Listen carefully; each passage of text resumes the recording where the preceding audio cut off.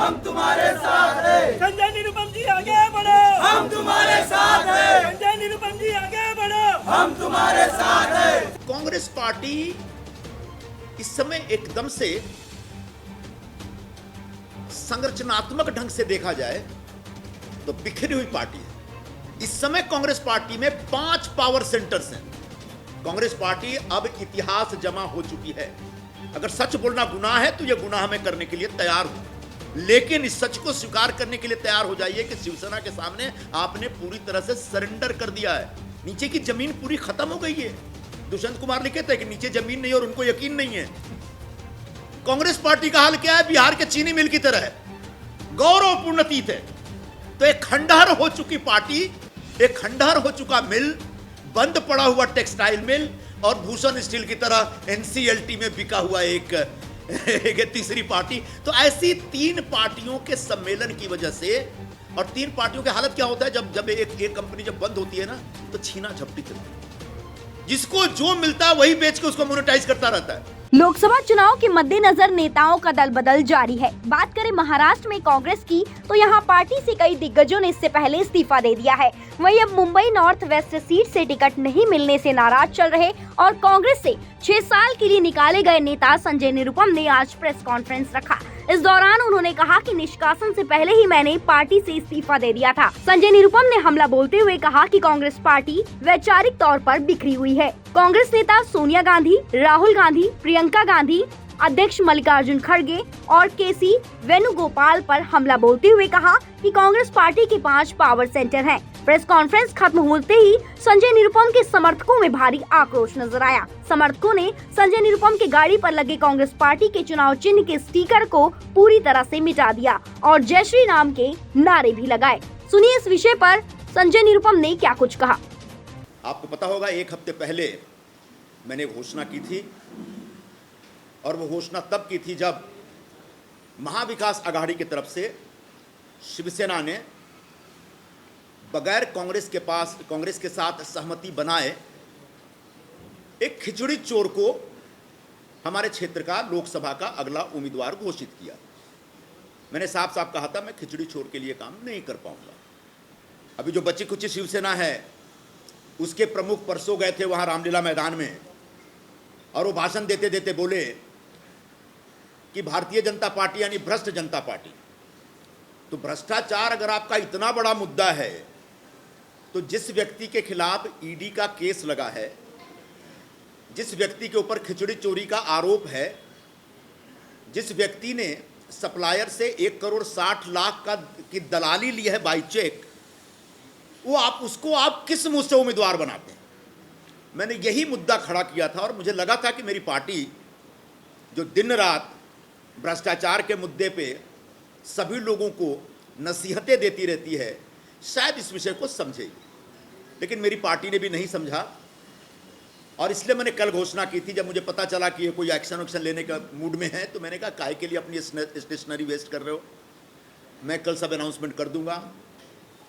मैंने रात को 10:40 पर खड़गे जी को अपना इस्तीफा भेज भी दिया था, और मुझे लगता है कि उसके तत्काल बाद शायद उस इस्तीफे में कुछ ऐसे शब्द थे, ऐसा मेरा एक्सप्रेशन था, उनको लगा कि कुछ ज़्यादा हो जाएगा अगर हम चुप रहेंगे, तब उन्होंने इस प्रकार का एक फैसला किया। मतलब A4 साइज का एक कागज कांग्रेस पार्टी ने आखिरकार बर्बाद कर दिया, ऐसा मेरा मानना है।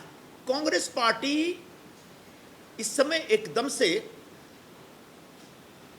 संरचनात्मक ढंग से देखा जाए तो बिखरी हुई पार्टी है। वैचारिक तौर पर तो दिशाहीन है, ऐसा कई लोगों ने कई बार कहा, कांग्रेस पार्टी के लोगों ने ही कहा, लेकिन संरचनात्मक तौर पर एक पूरी तरह से बिखरी हुई पार्टी है। पहले कांग्रेस में एक पावर सेंटर हुआ करता था और उसका एक कॉकस होता था, उसके एक कोटरी होते थे, दरबारी होते थे, और उसके खिलाफ बाकी लोग लड़ते रहते थे या संघर्ष करते रहते थे। इस समय कांग्रेस पार्टी में 5 पावर सेंटर्स हैं। आप चौंक जाएंगे सुनकर के, लेकिन ये सब हमने अनुभव किया हुआ है। अब पूछेंगे 5 पावर सेंटर कौन कौन से हैं, और 5 के अपने कॉकस है, 5 की अपनी लॉबी है, और 5 की जो लॉबी है वो आपस में टकराती रहती है, एक दूसरे को मारने में लगी रहती है। और उसमें बहुत सारे लोग, हमारे जैसे लोग जो किसी भी लॉबी का कोई बाहरी हिस्सा नहीं है, वो अक्सर तकलीफ में रहते हैं। और मैं अकेला नहीं, ऐसे लाखों लोग हैं कांग्रेस पार्टी से जुड़े।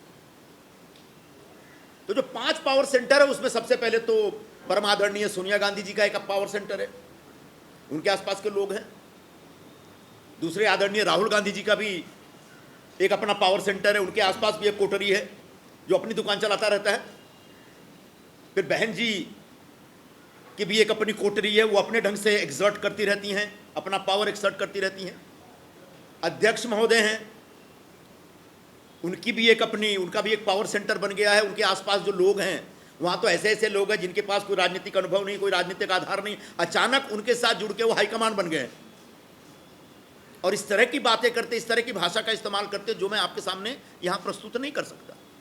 और आखिरी एक जो पावर सेंटर है जनरल सेक्रेटरी ऑर्गेनाइजेशन का, वेणुगोपाल जी का, वो भी एक पावर सेंटर बना हुआ है भाई। वो भी अपने ढंग से अपनी राजनीति करते रहते हैं। जब हिंदी बोलते समझ में नहीं आता, अंग्रेजी बोलते समझ में नहीं आता, मलयाली हमको समझ में नहीं आता है। एक ऐसा आदमी पिछले इतने वर्षों से बैठा हुआ है और संगठन लगातार गर्त में जा रहा है, संगठन लगातार बुरे खराब दौर में, खराब हाल में। तो एक कांग्रेस पार्टी में जो ये टकराव चल रहा है लॉबियों का, उसकी वजह से कांग्रेस के बाकी राज्यों में बैठे जो लीडरशिप है, जो मेरिटोरियस लोग हैं, जो योग्य लोग हैं, उन लोगों का कष्ट बढ़ता चला जा रहा है। और मैं पिछले 4-5 वर्षों में इसको बड़ी गंभीरता से मैंने महसूस किया है, लेकिन मैं धीरज रख रहा था। आखिरकार धीरज टूट गया, बांध टूटा धीरज का, और उसके बाद जो सामने आया वो सब आपके समक्ष है। कांग्रेस ने बार बार कहा कि हम सेकुलर पार्टी हैं और सेकुलर विचारधारा के आधार पर हम काम करना चाहते हैं। सेकुलरिज्म में कोई गलत बात नहीं है। गांधी जी लेके आए थे ये सेकुलरिज्म की विचारधारा, हिंदुस्तान में बहुत पॉपुलर किए। लेकिन गांधी जी के सेकुलरिज्म में धर्म का विरोध नहीं था, वो सर्वधर्म संभावता, सभी को साथ में लेकर चलते थे। लेकिन उसको अडॉप्ट किया नेहरू जी ने, जिसको हम नेहरूवियन सेकुलरिज्म कहते हैं। और नेहरूवियन सेकुलरिज्म में सबसे पहले धर्म का ही विरोध है। वो विचारधारा चलती रही। गांधी जी ने आज़ादी की लड़ाई में एक लीड ली, इस देश के तमाम लोगों के बीच वो जो विचारधारा थी नस नस में चली गई। बाद में नेहरू जी ने टेक ओवर किया, लगभग 17 वर्षों तक हिंदुस्तान पर राज किया उन्होंने बतौर प्रधानमंत्री। और जो नेहरूवियन सेकुलरिज्म था वो धीरे धीरे लोगों के नसों में चला गया। तो एक भूमिका होती थी कि नहीं ये गलत है, ये सही है, धर्म का जो आग्रह है उसकी एक मर्यादा होनी चाहिए, उसकी लिमिट होनी चाहिए। लेकिन जैसे सारी विचारधाराओं का एक टाइम लिमिट होता है या उसकी एक उम्र होती है, एक उम्र के बाद वो विचारधारा मर जाती है। और उसका सबसे बड़ा उदाहरण जो है कम्युनिज्म है। 1917 में बोल्शेविक रिवॉल्यूशन के बाद कम्युनिज्म आता है और रशिया में कम्युनिज्म की क्रांति होती है। रशिया में इतना बड़ा एक कम्युनिस्ट सरकार बन जाती है, उसका पूरी दुनिया में इसका प्रचार होता है। लेकिन 1991-92 आते आते पूरे कम्युनिज्म के खिलाफ विद्रोह होता है और कम्युनिज्म खत्म हो जाता है। मतलब उस विचारधारा की उम्र खत्म हो गई। बिल्कुल 70 वर्षों के बाद आज हिंदुस्तान में जो नेहरूवियन सेकुलरिज्म है, जिसमें धर्म के आग्रह का विरोध होता है, धर्म के अस्तित्व का विरोध होता है, धार्मिक होने का विरोध होता है, उसकी उम्र अब खत्म हो चुकी है। और इसको मानने समझने के लिए कांग्रेस पार्टी तैयार नहीं है। आज कांग्रेस पार्टी वैचारिक स्तर पर अगर इस खांचे में देखें तो पूरी तरह से इरिलेवेंट हो गई, इस खांचे से बाहर हो गई। इसलिए लगातार लोग टूट रहे हैं, बिखर रहे हैं या अंदर अंदर कसमसा रहे हैं। तो वैचारिक आधार पर हालत खराब है, संगठनात्मक स्तर पर पूरा बिखरा हुआ है मामला। जो मुद्दे उठाए जा रहे हैं उन मुद्दों के प्रति कोई कमिटमेंट नहीं दिखता। सुबह कुछ बयान, शाम को कुछ बयान। जो नारे हैं ऐसे नारे हैं जो उनके घर में भी एक बार से दोबारा नहीं बोला जाएगा। न्याय का हक मिलने तक कितनी बार कोई बोल सकता है, कोई नारा है? और ये नारा लेकर के हम लोग निकल गए। उसका कारण यह है कि कांग्रेस पार्टी के शीर्ष नेतृत्व में बड़े पैमाने पर ऐसे लोग बैठ गए हैं जिनका जमीन से कोई नाता नहीं रह गया। जमीन पे क्या हो रहा है इसकी समझ नहीं है, इसकी पकड़ नहीं है। आधे से ज्यादा लोग तो आउटडेटेड हो चुके हैं, स्क्रैप मटेरियल है वो। ऐसे लोगों के हाथ में कांग्रेस की कमान है, तभी संजय निरुपम जो बोल रहे हैं उसको सुनने वाला कोई नहीं है वहां पे। और उसका नतीजा कल निकला और आज आपके सामने हूं। तो ऐसी कांग्रेस पार्टी के समक्ष मैंने विषय रखा था कि साहब मुंबई महाराष्ट्र में या कहीं पर भी अलायंस कर रहे हैं तो अपने अस्तित्व को बचाने का भी एक विशेष आग्रह रखिए। मुंबई में क्या हुआ, 6 में से 5 सीटें दे दी गई, इसका मैंने विरोध किया। यह विरोध करना कुछ गलत है? मैं कह रहा हूं कि इससे कांग्रेस पार्टी आने वाले दिनों में मुंबई में हमेशा हमेशा के लिए खत्म हो जाएगी। ये मैं सच बोल रहा हूं और इस सच के लिए सजा ये दे रहे हैं कि आप संजय निरुपम को निकाल रहे हैं पार्टी से। अगर सच बोलना गुनाह है तो यह गुनाह मैं करने के लिए तैयार हूं, लेकिन इस सच को स्वीकार करने के लिए तैयार हो जाइए कि शिवसेना के सामने आपने पूरी तरह से सरेंडर कर दिया है। मुझे यह भी पता है कि जब मैंने खिचड़ी चोर का मुद्दा शुरू किया और शिवसेना पर जोरदार हमला किया तो जो बची खुची सेना के प्रमुख हैं उन्होंने जोरदार दबाव डाला दिल्ली में कि अब तो संजय निरुपम को निकालिए आप। दूसरी पार्टी के नेताओं के कहने पर आप अपनी पार्टी के नेताओं को निकाल रहे हैं। ऐसे कांग्रेस पार्टी चलेगी और बचेगी आने वाले दिनों में? यह एक बड़ा प्रश्न है और जिसका जवाब मेरे पास है, आगे भविष्य नहीं है। कांग्रेस पार्टी अब इतिहास जमा हो चुकी है। कांग्रेस पार्टी में कुछ कुछ पॉकेट्स रहेंगे, जैसे ब्रिटेन में जाएंगे तो लिबडेम पार्टी है, एक लिबरल डेमोक्रेटिक पार्टी है, उसके भी 2-4 एमपी चुन के आते रहते हैं। यहां पर भी कम्युनिस्टों के कुछ एमपी चुन के आते रहते हैं। वैसे ही 2-4, 5, 10, 12, 25, 50 ऐसे एमपी चुन के आते रहेंगे। लेकिन अब कांग्रेस पार्टी हिंदुस्तान की राजनीति की मुख्य धारा की पार्टी नहीं रही। उनके आचरण से, उनके कर्मों से, उनके एक्शन से, उनके कदमों से यह बात स्थापित होता है। सिर्फ मैं निकाला गया हूं इसलिए मैं बोल रहा हूं, ऐसा नहीं है। उजड़े हुए गांव के प्रधान का अहंकार।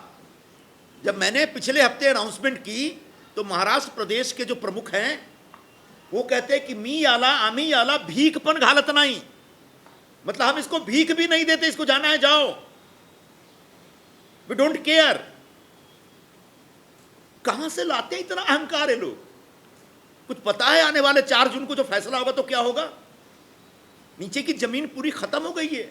दुष्यंत कुमार लिखे थे कि नीचे जमीन नहीं और उनको यकीन नहीं है।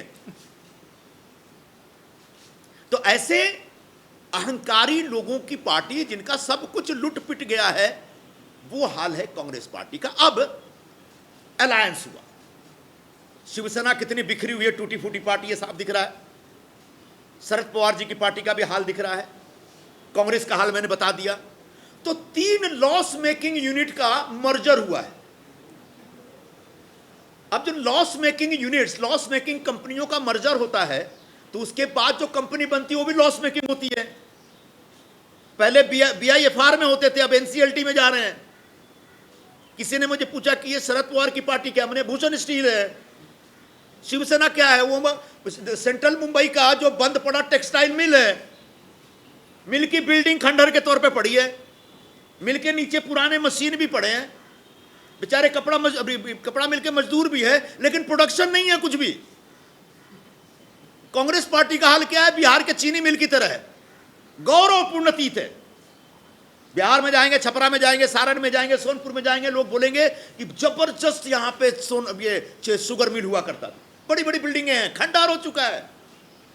तो एक खंडहर हो चुकी पार्टी, एक खंडहर हो चुका मिल, बंद पड़ा हुआ टेक्सटाइल मिल और भूषण स्टील की तरह NCLT में बिका हुआ एक तीसरी पार्टी। तो ऐसी 3 पार्टियों के सम्मेलन की वजह से, और 3 पार्टियों की हालत क्या होता है, जब एक कंपनी जब बंद होती है ना तो छीना झपटी चलती है। जिसको जो मिलता है वही बेच के उसको मोनेटाइज करता रहता है। जब एक कंपनी जब बंद होने सिक हो जाती है तो उसमें से कोई पार्ट बेचता है, कोई जमीन बेचता है। बिल्कुल उस तरह के हालात हैं। और ऐसे में MVA एक बहुत ही कमजोर ऑर्गेनाइजेशन है इस समय यहाँ पे, क्योंकि उनके पास सही फैसला लेने का कोई भी समझने, कोई भी जानकारी नहीं। अब आखिर में मैं आपसे यही कहना चाहूंगा, जो आपके मन में एक सवाल उठता होगा कि आगे क्या। अभी खरवास का महीना चल रहा है, कुछ मत पूछिए, अभी कोई शुभ नहीं होने वाला। 9 तारीख से नवरात्रि शुरू होगी तो जो होना होगा करेंगे। और इतना आपको बता देता हूं कि चुनाव लड़ूंगा और इस बार जीतूंगा और यहीं से लड़ूंगा, यहीं से जीतूंगा, ये आप समझ लीजिए।